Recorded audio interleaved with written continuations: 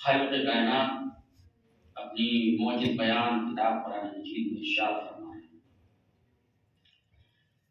اپنے حبیب احمد مصطفیٰ حضرت محمد مصطفیٰ صلی اللہ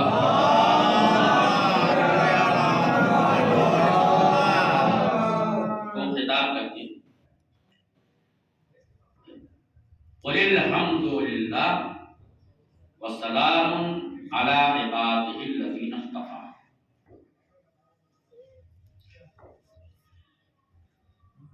قل اے میرے حبیب آپ کہیے۔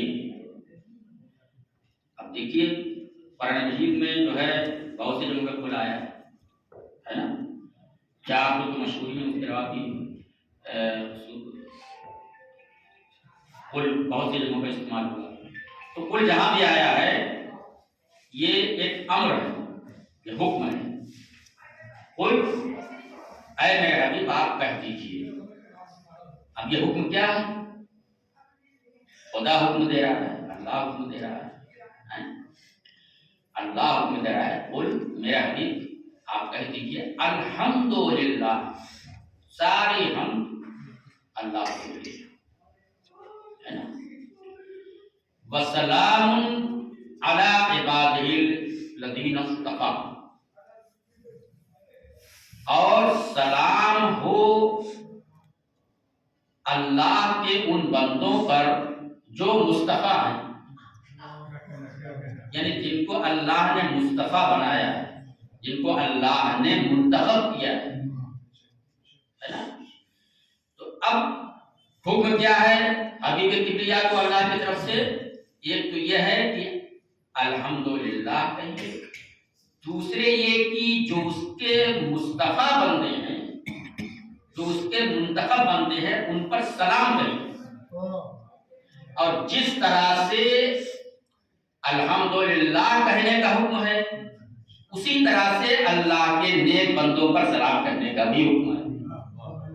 یعنی یہ کہا جائے کہ جو مرتبہ الحمدللہ کہنے کا ہے، گویا وہی مرتبہ جو ہے اللہ کے مصطفیٰ بندوں پر سلام کرنے کا ہے۔ جو ثواب الحمدللہ کہنے کا ہے، وہی ثواب جو ہے اللہ کے مصطفیٰ بندوں پر سلام کرنے کا ہے۔ تو مجھے کہنے دیجئے کہ جس طرح سے کسی بھی صورت میں اللہ کی حمد کی جائے تو یہ باعث ثواب ہے، جس طرح سے اللہ کی حمد کی جائے جس صورت میں بھی تو یہ باعث ثواب ہے، اسی طرح سے اللہ کے مصطفیٰ اور منتخب بندوں پر جس طرح سے بھی اور جہاں سے بھی سلام کیا جائے وہ بھی باعث ثواب ہے۔ سلوات پڑھیے۔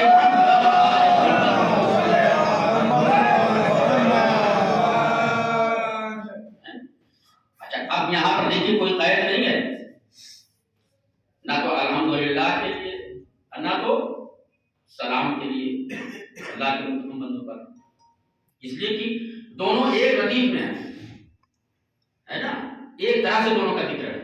قل الحمدللہ وسلام علی عبادہ الذین اصطفیٰ، ہے نا۔ اے میرے حبیب آپ کہیے ساری حمد اللہ کے لیے۔ تو اس کے لیے کوئی شرط نہیں ہے، کوئی قید نہیں ہے کہ فلاں وقت اللہ کی حمد کیجیے، فلاں وقت نہ کیجیے، فلاں جگہ پر کیجیے، فلاں جگہ پہ نہ کیجیے، فلاں موقع پہ کیجیے، فلاں موقع پہ نہ کیجیے، نہیں، مطلق طور سے کہا جا رہا ہے، مطلق طور سے حکم ہے، ہر جگہ کے لیے، ہر زمانے کے لیے، ہر مکان کے لیے، ہر وقت کے لیے، ہر موقع کے لیے، ہے نا، کہ اللہ کی حمد آپ کیجیے۔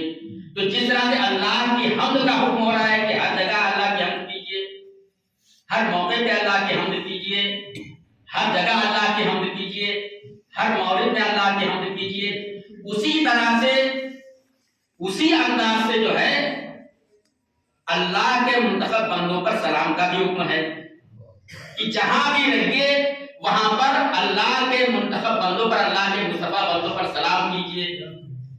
جہاں بھی رہیے، جس جگہ بھی رہیے، جس موقع پہ بھی رہیے، جس وقت بھی آپ رہیے، جو وقت بھی ہو، ہر وقت جس طرح سے اللہ کی حمد کیجیے اسی طرح سے اللہ کے مصطفیٰ بندوں پر سلام کیجیے۔ ایک سلوات پڑھیے محمد صلی اللہ علیہ وسلم۔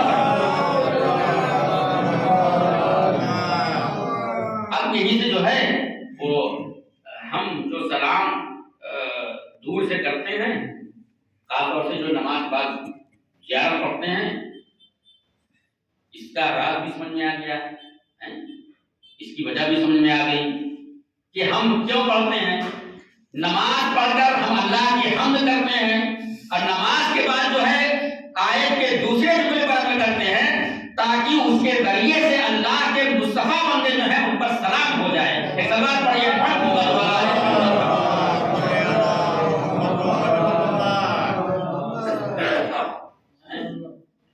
تو اب اس کا مطلب اللہ کی حمد، اللہ کی تحمید جو ہے اور اللہ کے مصطفیٰ بندوں پر سلام دونوں ایک جیسے ہیں، ایک مطلب ہے۔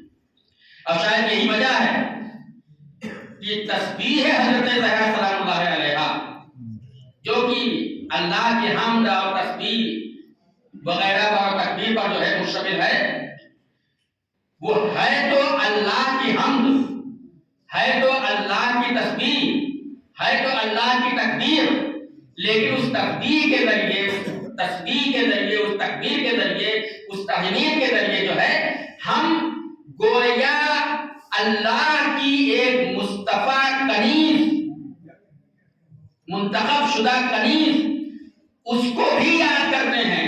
یعنی تسبیح تو ہے خدا کی، لیکن نام ہے حضرت زہرا سلام اللہ علیہا۔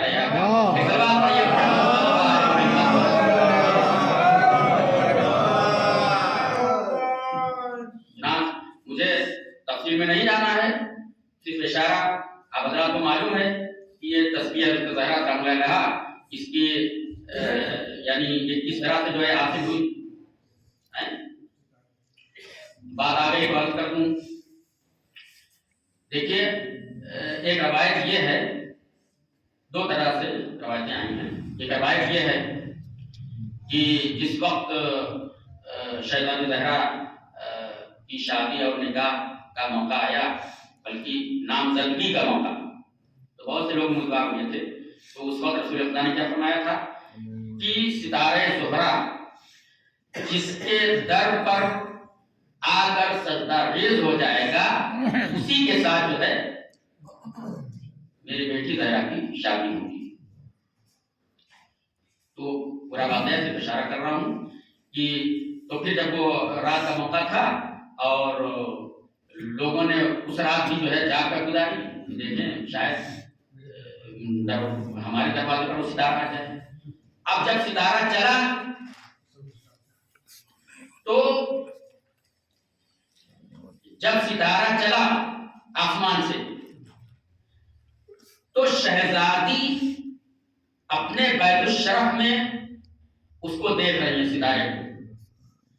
وہاں سے چلا اور شہزادی نے تلاوت شروع کی، اللہ اکبر اللہ اکبر اللہ اکبر اللہ اکبر، یہاں تک کہ ستارہ آتے آتے مدینہ کا چکر لگا کے جو ہے در علی پر سجدہ ریز ہو گیا۔ اور جب در علی پر سجدہ ریز ہو گیا تو اب شہزادی نے، اب یہاں تک جو ہے اللہ اکبر 34 بار ہو چکا تھا، ہے نا۔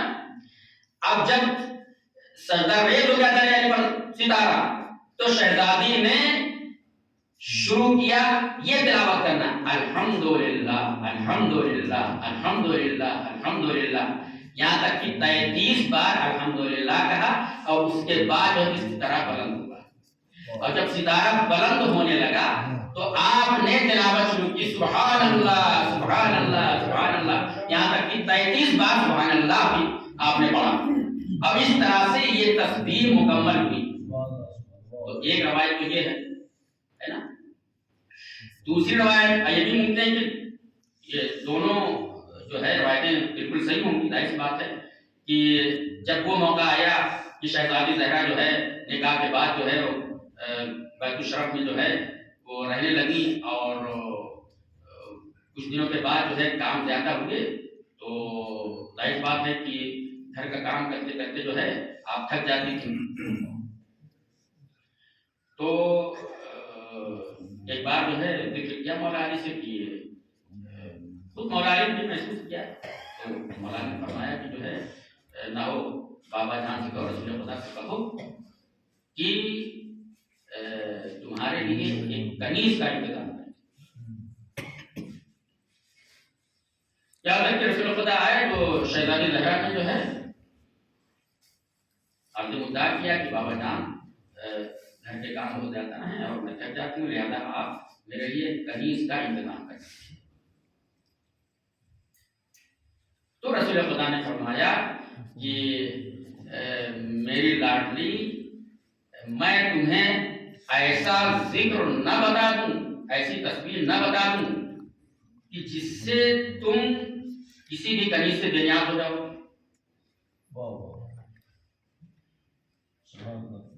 کیا بابا جان کون سی تسبیح ہے، کون سا ذکر ہے؟ تو اس موقع پہ آپ نے یہی تسبیح کہ جو ستارے کے نزول کے وقت جو آپ نے پڑھی تھی، اسی تسبیح کو رسول خدا نے فرمایا کہ اس تسبیح کو تم پڑھو تو دنیا کی ہر چیز سے بے نیاز ہو جاؤ گی، میں کنیز کی بھی ضرورت نہیں ہوگی. اب دیکھیے اگر رسول خدا کنیز کا انتظام کر دیتے تو ظاہراً کنیز کا انتظام کنیز مل جاتی اور آپ کا حق پٹاتی. لیکن یہ جو آپ نے کنیز کے بجائے تسبیح عطا فرمائی، تسبیح کا حکم دیا، یہ تسبیح آج تک تسبیح زہرا کے نام سے اس کے ذریعے سے خدا کی تسبیح و تقدیس ہو رہی ہے.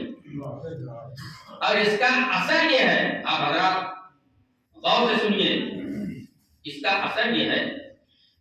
اب دیکھیے کہاں تو عرض مدعا کیا تھا، شہزادی نے کیا فرمایا تھا کہ مجھے کنیز کی ضرورت ہے، میں تھک جاتی ہوں، کام کرتے کرتے تھک جاتی ہوں. تو یہ تو ایک جسمانی تکلیف کا تقاضا ہے، جسمانی مسئلہ کا تقاضا ہے یہ تھکن. اور اس کے عوض میں رسول خدا نے کیا دیا؟ تسبیح.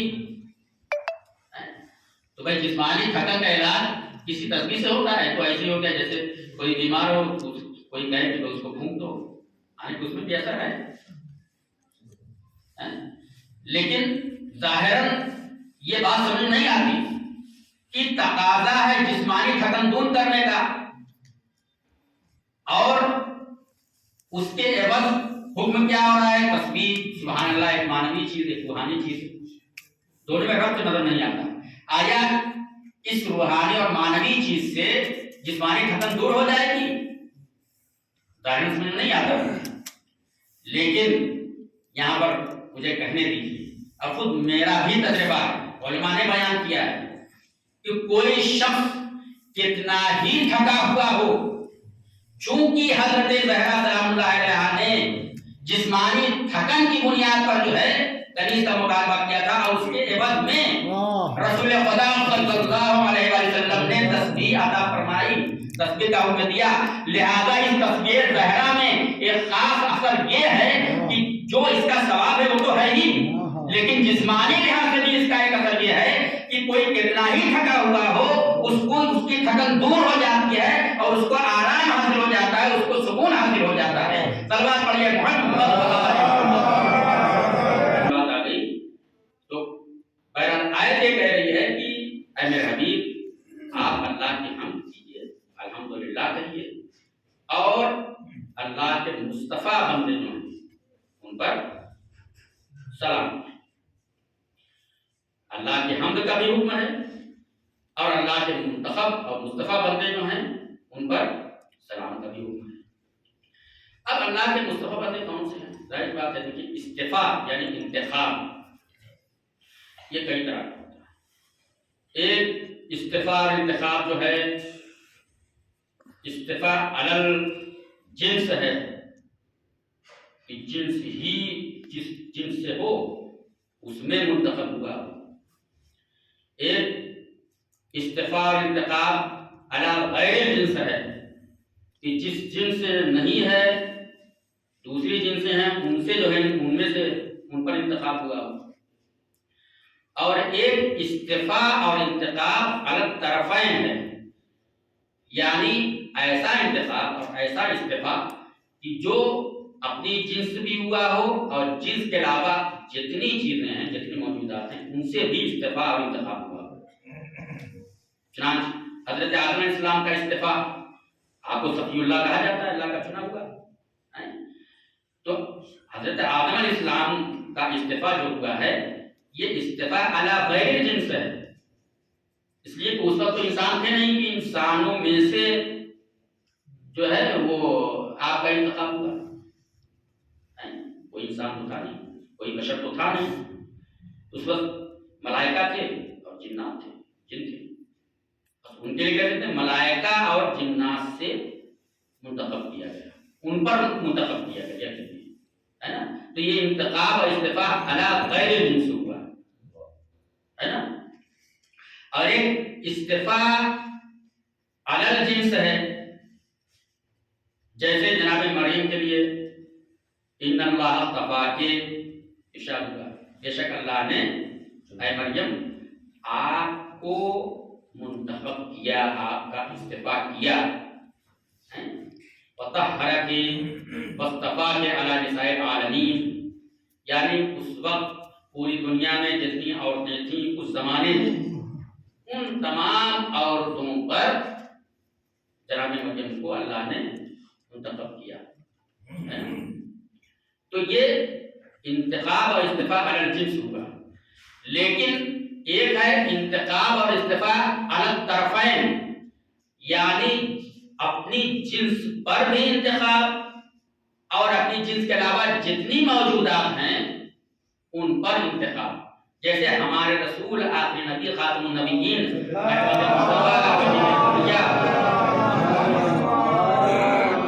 حضرت محمد مصطفیٰ صلی اللہ علیہ وسلم کا استفاء،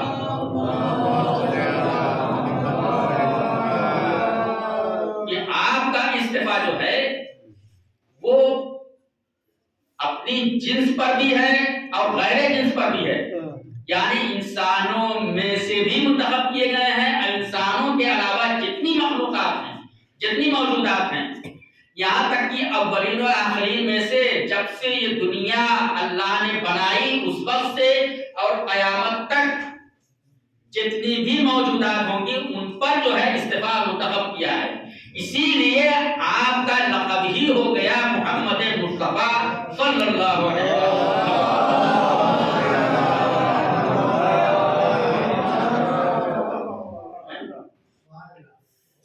تو اب جب ظاہر سی بات ہے کہ رسول خدا اولین و آخرین میں تمام موجودات پر ان کو منتخب کیا گیا، مصطفیٰ بنایا گیا، تو جو آپ کا جز ہو جس کو آپ کہتے ہیں بضعۃ منی، تو ظاہر سی بات ہے کہ اس کی شان کیسی ہونی چاہیے کہ وہ تمام اولین و آخرین میں روز ازل سے ابد تک جتنی بھی موجودات ہیں ان سب پر منتخب اور استفاء اس کا کیا گیا ہو۔ ایک سلوات پڑھیے محمد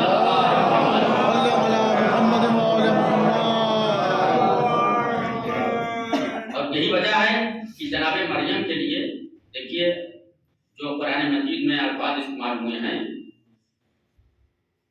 وہ اس طرح سے قالت الملائکۃ یا مریم ان اللہ اصطفاک وطہرک واصطفاک علی نساء العالمین۔ قالت الملائکۃ، ملائکہ نے کہا یا مریم اے مریم ان اللہ اصطفاک، بے شک اللہ نے آپ کو منتخب کیا ہے، استفاء کیا ہے آپ کا، وطہرک اور آپ کو پاک و پاکیزہ قرار دیا ہے، واصطفاک علی نساء العالمین اور عالمین کی عورتوں پر آپ کو مصطفیٰ کیا، ٹھیک ہے۔ اب دیکھیں یہاں پر جو ہے پہلے کیا ارشاد ہوا، قالت الملائکۃ، ملائکہ نے کہا، یعنی مریم کو ملائکہ خبر دے رہے ہیں، مریم کو ملائکہ سے بات کر رہے ہیں، لیکن جب آل محمد کے استفاء اور تطہیر کی بات آئی تو یہاں پر قالت الملائکہ نہیں کہا، بلکہ ارشاد ہوا انما یرید اللہ لیذھب عنکم الرجس اہل البیت۔ وہاں ملائکہ کو وسیلہ بنایا، لیکن یہاں پر خود ڈائریکٹ اللہ اپنا ارادہ ظاہر کر رہا ہے۔ سلوات پڑھیے محمد کو آواز دی، مریم کا نام پکار کر کہا، یعنی مریم کا نام ملائکہ لے سکتے ہیں، ہے نا؟ مریم وہ ہیں جن کا نام ملائکہ لے سکتے ہیں، ملائکہ کو اجازت ہے مریم کا نام لینے کی، لیکن شہزادی زہرا کا نام ایسا ہے کہ ہر ایک کو آپ کا اصل نام لینے کی اجازت نہیں ہے۔ چنانچہ اولی العزم پیغمبر جو 5 گزرے ہیں ان کے لیے جو اور وجہ بیان کی گئی ہیں کہ ان کو اولی العزم پیغمبر کیوں کہا گیا، اس کی ایک وجہ یہ بھی بیان کی گئی ہے کہ تمام انبیاء میں صرف 5 اولی العزم پیغمبر کو شہزادی کا نام لینے کی اجازت دی گئی تھی۔ وہ کون ہے؟ جناب نوح، جناب ابراہیم، جناب موسیٰ، جناب عیسیٰ اور حضرت رسول خدا صلی اللہ علیہ وسلم۔ تو معلوم ہوا کہ شہزادی زہرا کا نام ایسا نام ہے، اتنا عظیم المرتبہ نام ہے کہ انبیاء میں بھی 5 کے علاوہ کسی کو آپ کا اصل نام لینے کی اجازت نہیں، لیکن مریم وہ ہیں جن کا نام ملائکہ بھی لے سکتے ہیں، تمام انبیاء بھی لے سکتے ہیں، سبھی کا نام لے سکتے ہیں۔ تو اس سے اندازہ لگائیے کہ ہماری شہزادی حضرت زہرا کا مرتبہ کتنا بلند ہے، جس کا نام انبیاء اور مرسلین نہیں لے سکتے تو اس کا مرتبہ کتنا بلند ہوگا۔ صلوات پڑھیے محمد والے۔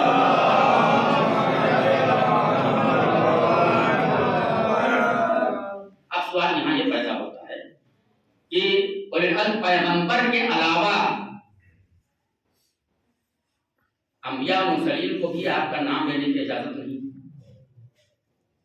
اور شاید اسی وجہ سے ابھی جو بڑے بڑے علماء ہیں وہ شہزادی زہرا کا نام نہیں لیتے، اصل نام نہیں لیتے، القاب سے یاد کرتے ہیں۔ القاب بھی بہت زیادہ ہیں، تو کوئی بھی لقب جو ہے وہ یاد کر لیتے ہیں۔ تو کہنے کا مقصد یہ ہے کہ اولی العزم پیغمبر کے علاوہ آپ کا نام کوئی نبی یا کوئی پیغمبر کوئی رسول نہیں لے سکتا۔ تو اب جو شیعان علی ہیں، محبان علی ہیں، ان کو نام لینے کی اجازت کیسے؟ ہم لوگ سے لیتے ہیں، ہے نا؟ اس کی وجہ کیا ہے؟ اس کی وجہ ایک روایت ہے کہ عالم انوار اور عالم ارواح میں جو ہے جب روحوں کو اکٹھا کیا تو اس موقع پر جو ہے شہزادی زہرا نے جو ہے وہ عرش کے ایک کنارے محبان علی اور شیعان علی کی روحیں دیکھی، تو اس وقت پروردگار سے آپ نے عرض کیا کہ بار الہا تو ہمارے شیعوں کو ہمارا نام لینے کی اجازت ہے۔ اب اس کی کیا وجہ ہے؟ کیوں شہزادی زہرا نے جو ہے نام لینے کی اجازت دی؟ اس کی وجہ جب پروردگار نے پوچھا کہ آخر کیوں میں اجازت دے دوں، تو شہزادی زہرا نے کہا کہ میں اس لیے جو ہے اجازت چاہتی ہوں کہ ان کے دلوں میں میرے حسین کا گھر ہے۔ صلوات پڑھیے محمد والے۔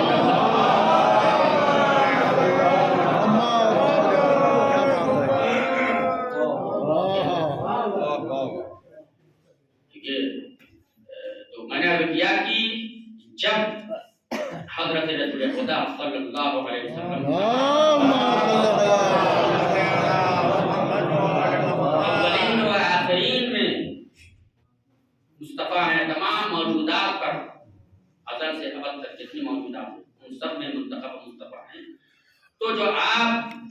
کا جز ہوگا جو بدعت الرسول ہوگا، جیسا کہ آپ نے فرمایا فاطمہ تو بدعت منی، فاطمہ میرا ٹکڑا ہے، تو اس کا جز جو ہوگا وہ بھی اولین آخرین میں روز ازل سے ابد تک جتنی بھی موجودات، جتنی بھی مخلوقات ہوگی ان میں وہ مصطفیٰ ہوگا، ہے نا۔ اب ظاہر سی بات ہے کہ جب آپ کا جز مصطفیٰ ہے، منتخب ہے اللہ کی طرف سے، تو اس کا مرتبہ بھی جو محمد مصطفیٰ صلی اللہ علیہ وسلم کا جو ہے مرتبہ ہوگا، وہی مرتبہ جو ہے اس جز کا بھی ہوگا۔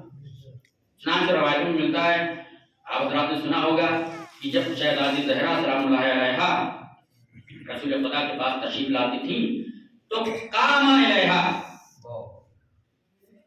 تو تعظیم کے لیے رسول خدا جو ہے کھڑے ہو جاتے تھے، بلکہ کھڑے ہو کر دوڑ پڑتے تھے، استقبال کو دوڑ پڑتے تھے، ورحبہا اور مرحبا کہتے تھے، خیر مقدم کرتے تھے، وَأَجْلَسَهَا فِي مَجْلِسِهِ اور اپنی مسند پر آپ کو بٹھاتے تھے، جہاں خود بیٹھے ہوتے تھے وہاں پر شہزادی زہرا کو بٹھاتے تھے۔ اب ظاہر بات ہے یہاں سوال پیدا ہوتا ہے، وہ یہ ہے کہ رسول اتنا جو احترام کرتے تھے، یہ آخر سنت رسول ہے، ہوئی یا نہیں ہوئی؟ سنت رسول ہوئی۔ تو جب یہ سنت رسول ہوئی تو اس سنت پر آیا کوئی عمل کرتا ہے؟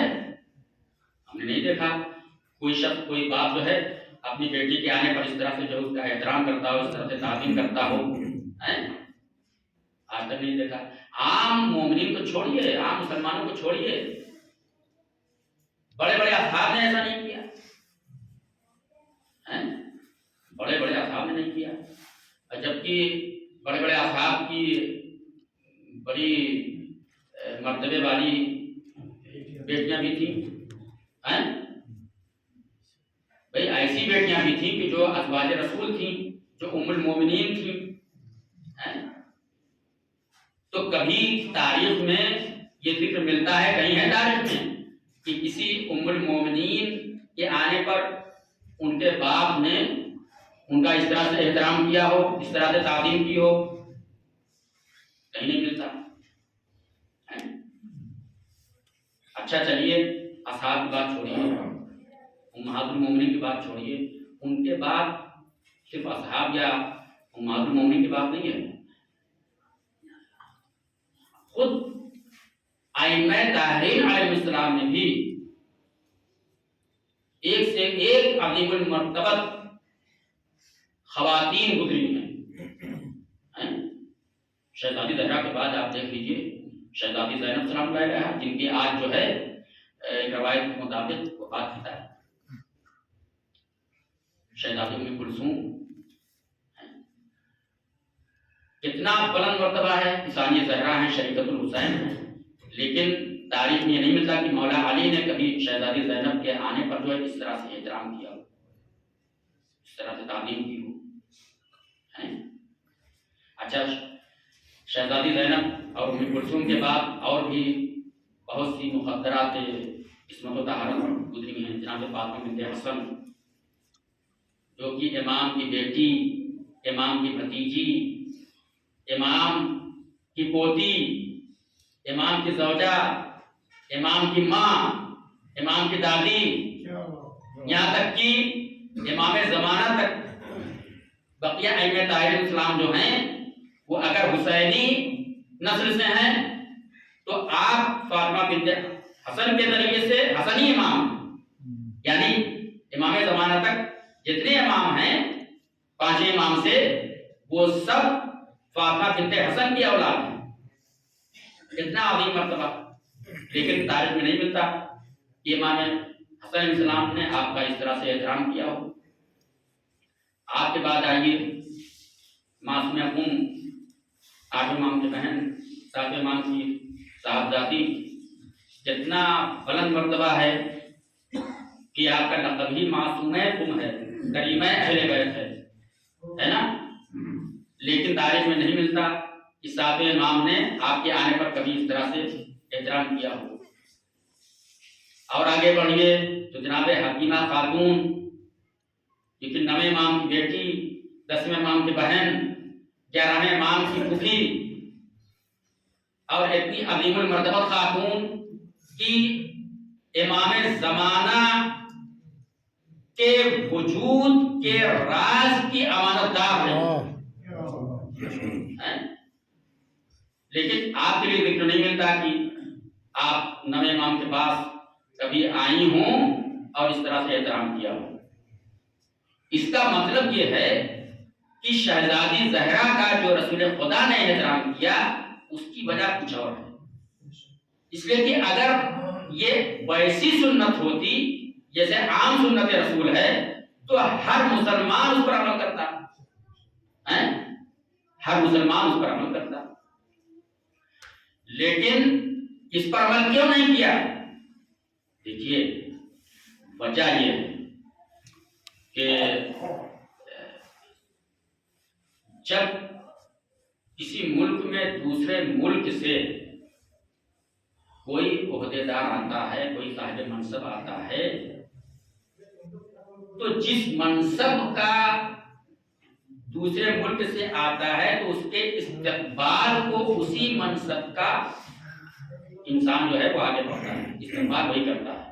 مثال کے طور پر اگر کسی ملک سے وہاں کا صدر آیا ہے تو اپنے ملک کا صدر استقبال کرے گا، اگر وزیر اعظم آیا ہے دوسرے ملک سے تو اپنے ملک کا وزیر اعظم جو ہے استقبال کرے گا، اگر وزیر خارجہ آیا ہے تو اپنے ملک کا وزیر خارجہ استقبال کرتا ہے۔ تو جس طرح سے یہ ایک اصول ہے، ایک عالمی اصول ہے نا، کہ دوسرے ملک سے جو منصب دار آتا ہے، جو صاحب منصب آتا ہے، تو اسی منصب کے لحاظ سے اس کی شان کو ملحوظ خاطر رکھتے ہوئے اپنے اس ملک کا جو صاحب منصب ہوتا ہے وہ اس کا استقبال کرتا ہے۔ اسی طرح سے چونکہ حضرت زہرا سلام اللہ علیہا جزو رسول تھی، بدت الرسول تھی، اس لیے جب بھی جزو رسول یعنی رسالت کا ایک منصب جو عورتوں کے لیے مخصوص تھا، کہ جس طرح سے رسول خدا تمام مردوں کے لیے آئیڈیل اور نمونے عمل تھے، اسے حسنہ تھے، اسی طرح سے شہزادی زہرا تمام عورتوں کے لیے اس پہ حسنہ اور نمونے عمل کی آئیڈیل تھی۔ لہذا رسول خدا اس جزو رسالت کے منصب کو ملحوظ خاطر رکھتے ہوئے جب بھی شہزادی زہرا آتی تھی تو آپ کا بڑھ کر استقبال کرتے تھے، مرحبا کہتے تھے، خیر مقدم کرتے تھے، خوش آمدید کہتے تھے اور اپنی جگہ پر بٹھا دیا کرتے تھے۔ ایک صلوات پڑھیے محمد و آل محمد۔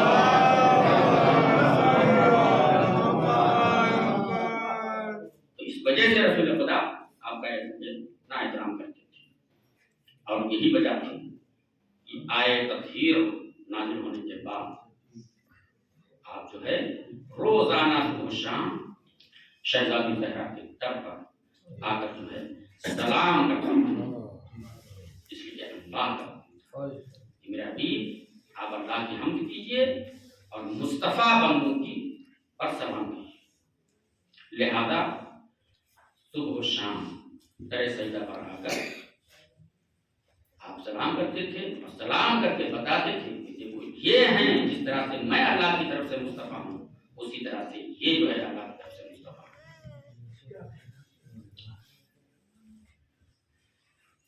لیکن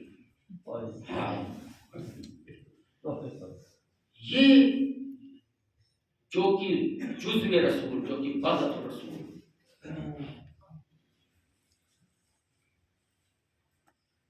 رسول خدا کی احترام تھی،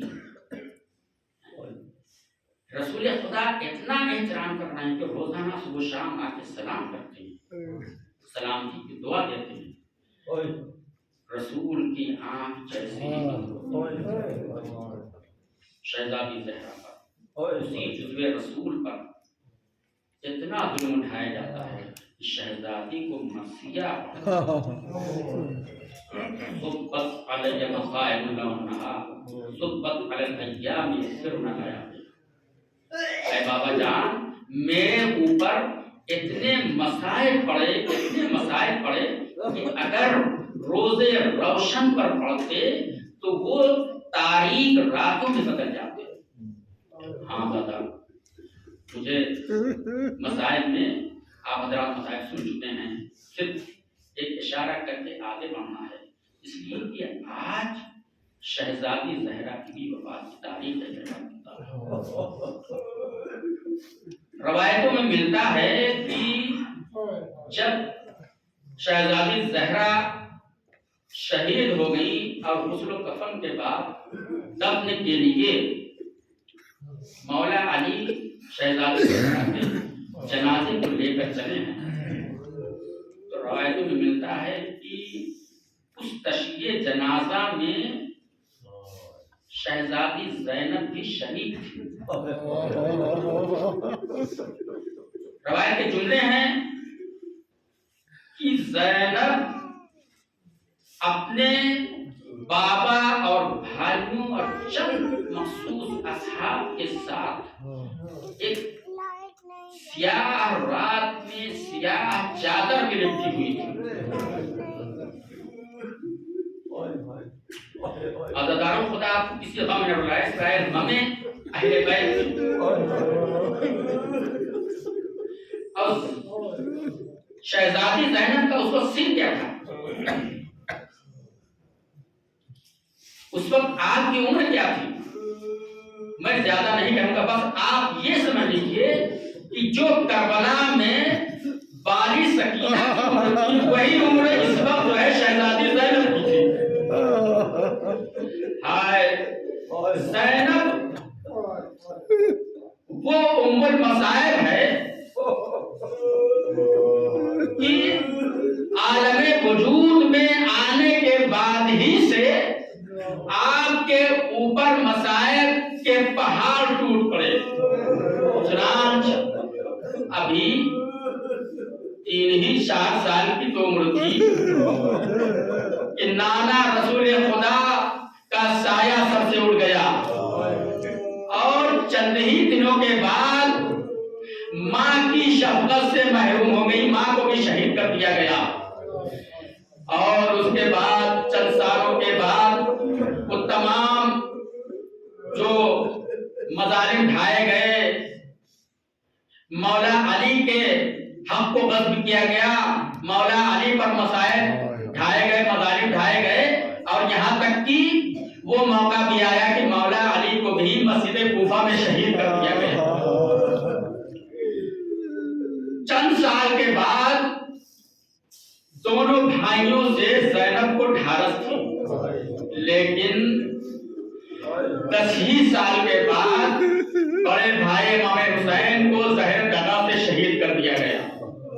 عزادارو اب اس کے بعد خامس آل ابا پنجتن کی آخری یادگار امام حسین تھے.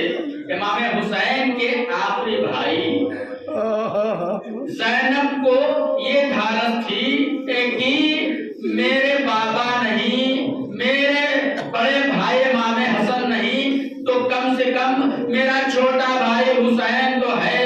لیکن ہائے وہ موقع بھی آتا ہے کہ امام حسین کو بھی شہید کر دیا جاتا ہے. زینب اس دل سے صبر کریں. عزادارو وہ موقع میں آپ یاد دلاؤں، چونکہ میں نے آیت ایسی پڑھی کہ جس میں ذکر ہے کہ اللہ کے مصطفیٰ اور منتخب بندوں پر سلام کہیے، لہذا میں آپ کو پھر دوبارہ عالم ارواح میں لے چلتا ہوں. عالم ارواح میں جب امام حسین اسلام کی قربانی کا ذکر ہوا اور اللہ نے امام حسین سے عہد لینا شروع کیا کہ ایک موقع وہ آئے گا، ایک زمانہ وہ آئے گا کہ حسین کو قربانی دینی پڑے گی. تو امام حسین کی روح آگے بڑھی اور آگے بڑھ کر آواز دی، پروردگار میں اس قربانی کے لیے آمادہ ہوں. ایک مرتبہ اللہ نے کہا کہ نہیں دینی ہے، بلکہ اپنی قربانی کے ساتھ